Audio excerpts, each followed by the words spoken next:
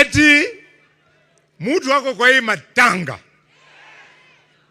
amekuja akifikiria atatuambia eti Jirongo alipoteza maisha yake kwa ajili ya accident. Hello my people, my name is Daniel, and if you have not subscribed to my channel, man, just subscribe na ufinya kengele so that you can get exclusive news from my channel. So here the news is, kila leader alikuwa ana lecture Moses Wetangula. I don't know why, I don't know what's the problem, but kila leader alikuwa against Moses Wetangula. Acha tusikize vile wanasema. Mheshimiwa George Khaniri amekieleza vizuri sana, not just now but from the beginning, vile walikuwa wanazungumza na Mheshimiwa Jirongo and what they said and what they did. Mimi ningependa George, wewe umetuambia kwamba mlikuwa wewe na Mheshimiwa Wetangula. Hii ndio nafasi nataka ndugu yangu Mheshimiwa Wetangula utuambie Waluya, mlipokuwa na Jirongo mlisema nini, mlikuwa mnapanga nini?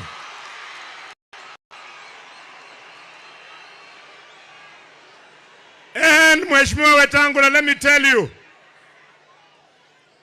kabla President Ruto aniwachisha kazi, ofisi yako iko on first floor kwa bunge, yangu iko first floor.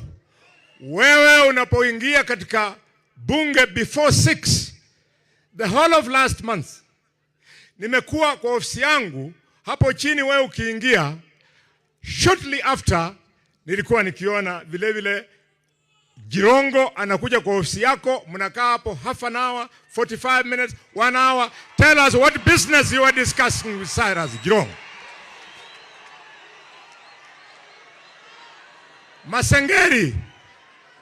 Masengeri mweneweru. There is something in crime called motive. Jirongo has either died because of politics or because of business. Kitu ambaye sitafanya ni kujiunga na hawa ndugu zetu hapa ambao wanauliza maswali atiwajibiwe. Huwezi kupata haki katika hii serikali. Mnamaliza wakati. Wewe ukiwa kondoo unaenda kutafuta haki kwa mahakama ya fisi, ole wako. Hakuna majibu tutapata kwa ajili ya maisha ya huyu ndugu yetu huyu ambaye amelala hapa. Sisi tunawaachia ndugu zetu watiriki. Nilisikia umeshafanya hiyo kitu. Niseme nisiseme bwana? Niseme nisiseme?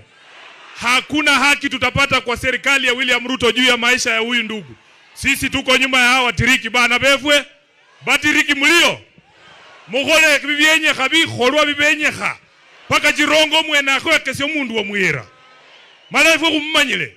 Sisi tunajua hawa watu hakuna kitu watatuambia hapa leo. Wanajua ukweli, wamekaa wamenyamaza hapa.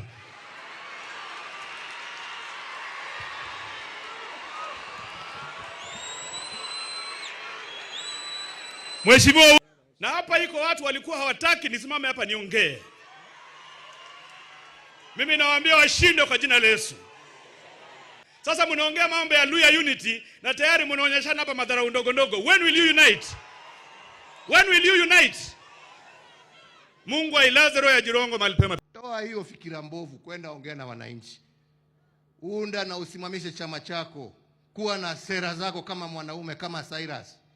Sio kuzunga huko ukitoa mambo ya upuzi ambaye haipeleki nchi pahali. We want a united country. We want a vibrant democracy, and we want the will of the people to be that shall prevail. Ama ni namna gani wenzangu? Si ni namna hiyo?